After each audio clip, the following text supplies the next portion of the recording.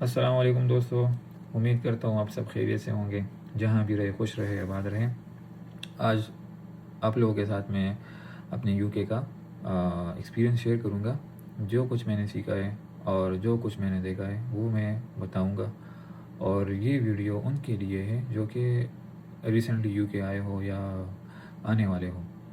تو جو main issue ہے، جو مجھے لگتا ہے جو نیو کمرز ہے ان کے لیے، وہ ہے ایکوموڈیشن کا، رہائش کا۔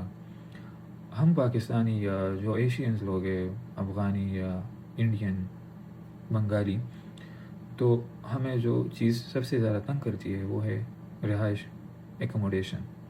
جہاں ہم رہتے ہیں، جن کے ساتھ ہم رہتے ہیں، وہ ہمیں بہت تنگ کرتی ہے۔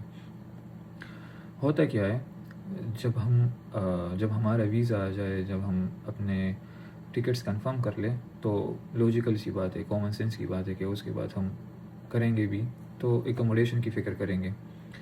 تو ہوتا کیا ہے، جب ہم وہاں سے بیٹھ کے اپنے لیے ایکوموڈیشن ڈھونڈتے ہیں تو بہت زیادہ اسکیمرز ہیں۔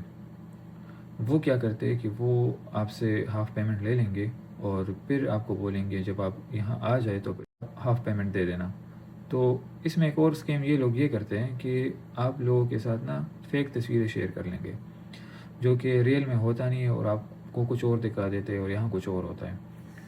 تو میں یہ ریکمینڈ کروں گا کہ جب آپ وہاں سے آئے تو یہاں لینڈ کرنے کے بعد اپنے لیے کوئی ٹیمپریری روم دیکھ لے، کوئی سیٹ دیکھ لے، کیونکہ وہ یہاں پہ فیس بک مارکیٹ سے مل جاتی ہے، کوئی مسئلہ نہیں۔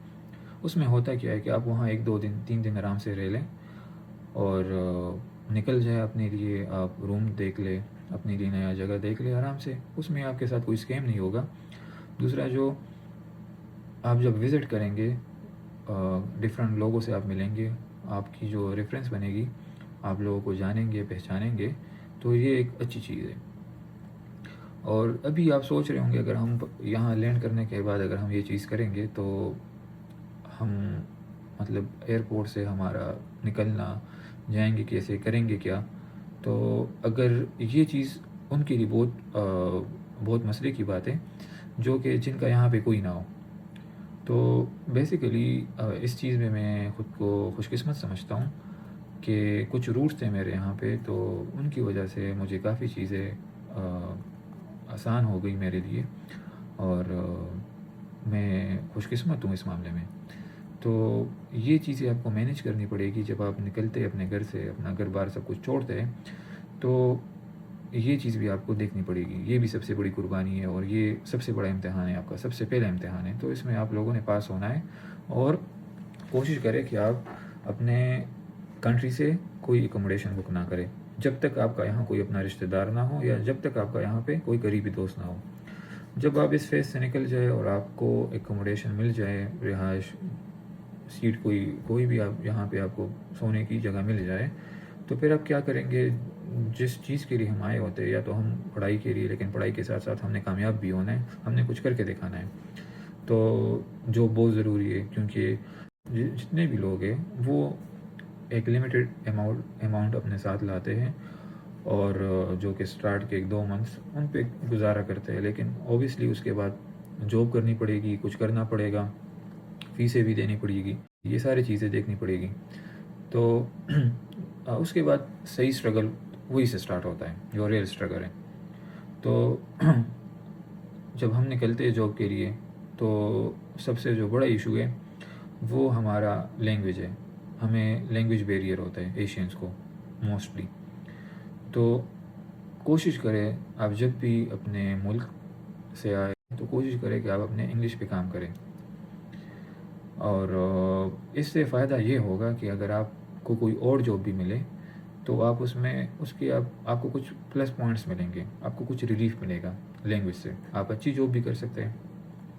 یہاں میں ایک اور چیز ایڈ کروں گا کہ جو دوست نئے ہوتے ہیں یو کے میں، تو ان کو جو زیادہ چیز جو تنگ کرتی ہے، اور جو ان کو بعد میں ریئلائز ہوتا ہے، وہ یہ ہوتا ہے کہ یہاں جاب مارکیٹ میں جو ہمارے دیسی لوگ ہیں وہ بہت زیادہ ہیں، ان کی کمپنیز وغیرہ، اور ان کے پاس جگہ بہت ہوتی ہے، کیونکہ وہ کم پیسوں میں زیادہ کام لیتے ہیں۔ تو میں یہ ریکمینڈ کروں گا کہ کبھی دیسی لوگوں کے ساتھ کبھی کام نہیں کرنا.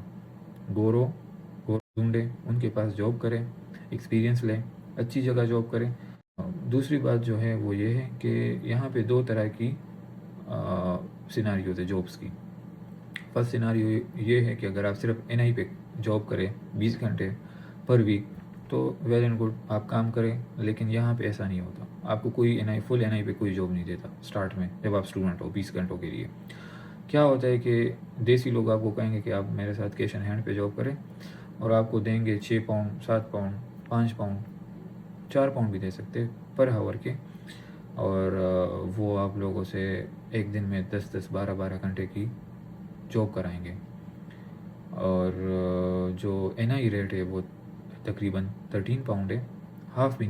ہاف تک بھی یہ لوگ آپ کو پے نہیں کریں گے.